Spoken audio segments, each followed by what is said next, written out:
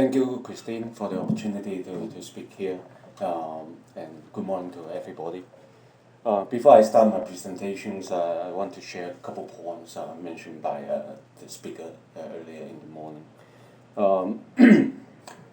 In 1988, when I just joined the industry for 2-3 years, at that time, I go on board our company ship for what we call the shipboard training, traveling on a container vessel from Hong Kong to Japan.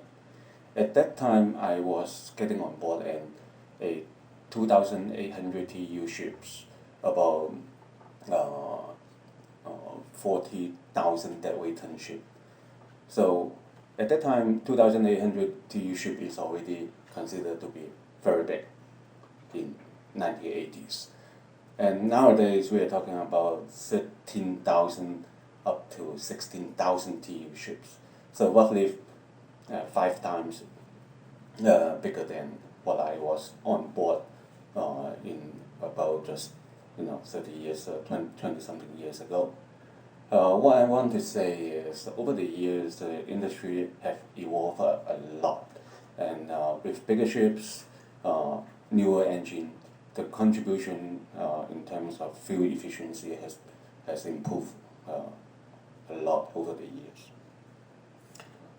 The second point, just to want to mention, OCL is members of Hong Kong Liner Shippers Associations. Hong Kong Liner Shippers Association is include all the members of container shipping company serving the Port of Hong Kong. So it has more than 30 members. Could form that all the container liners company can discuss some of the common industrial subjects, including the foreign charters. Let me start. A brief introduction of OCL, my company, the company I'm working with. The company headquartered in Hong Kong.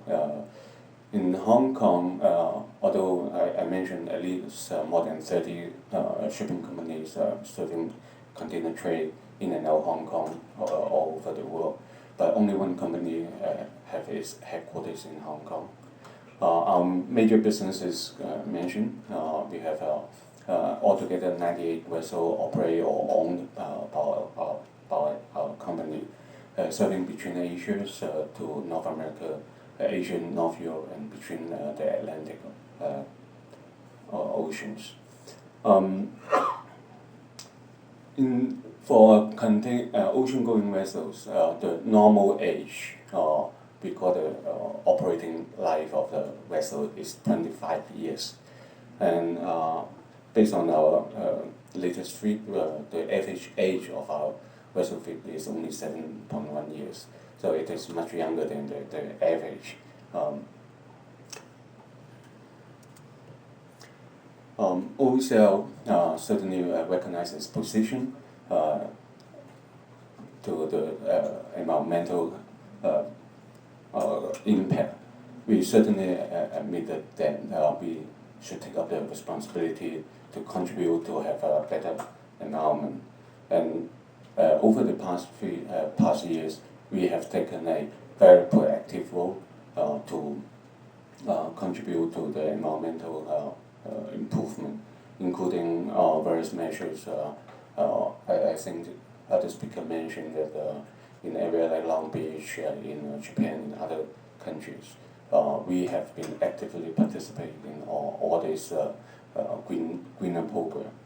And since the industry is involving so many countries globally, we will support a global sectorial approach together to reduce the emissions. The one point I want to mention, just to repeat, I think Veronica and Simon has mentioned, it is important that there is a common and consistent approach around the world. And organization like IMO, International Maritime Organization, is an organization, and they have advocated certain common approach so that all the companies, all the vessels when they are approaching different ports, they can take a consistent approach instead of we have more than, like the convention, we need to have dozen different types of fuel to meet the different requirements of different ports in different country and of the different part of the world.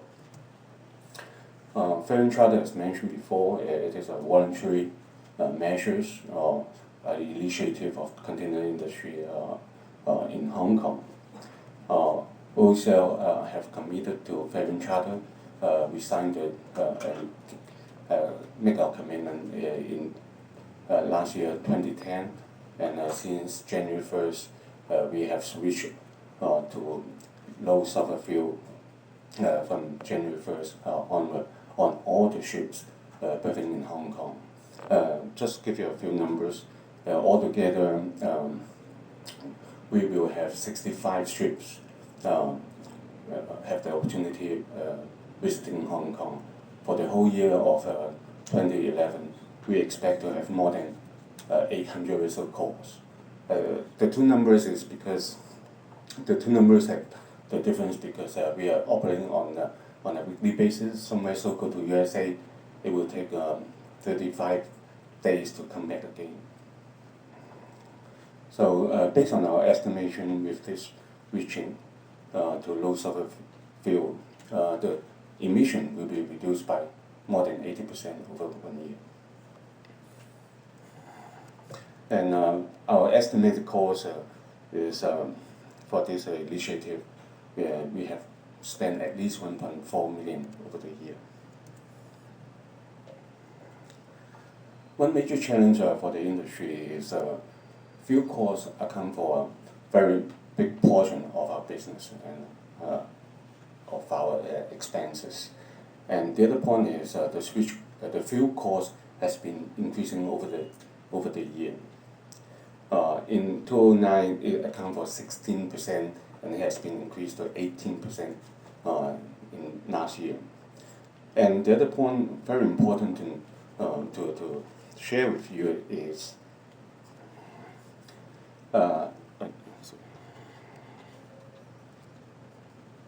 if you may look at the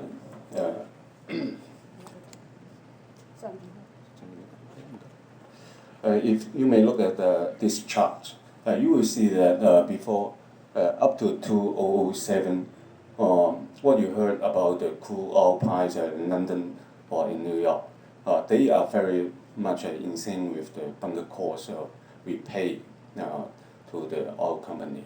But since 2008, the bunker price cost has been surging to 600, close to $700 per ton. When every day, no matter BBC or any other news channel, you heard about the crude oil prices ranging between the $80 to $100. So this deviation or plus the fluctuation has posed to the industry a good challenge in terms of its futures. And we expect that the cleaner fuel will further drive up this bunker cost.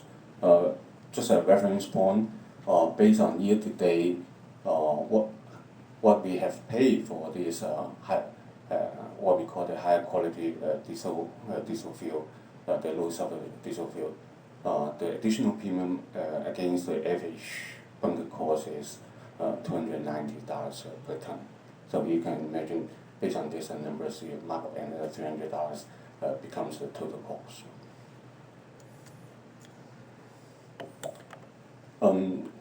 From our members' perspective, the members of Hong Kong Line Shippers Association, which our members fully support this initiative to have a greener port.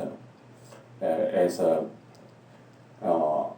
I'm born and grew up in Hong Kong, certainly I'd like to have a greener Hong Kong, so that for our next generation, for our children, we love that. But certainly the challenge is how to make the industry commonly and move ahead on this green initiative. we look at the government in Long Beach, Los Angeles, Seattle, Singapore. They certainly encourage shipping companies to try to do some actions. The action is just not focusing on fuel switching. They also encourage shipping companies to have newer engine, which I think Simon mentioned, it also impact on the PM and other pollutants emissions.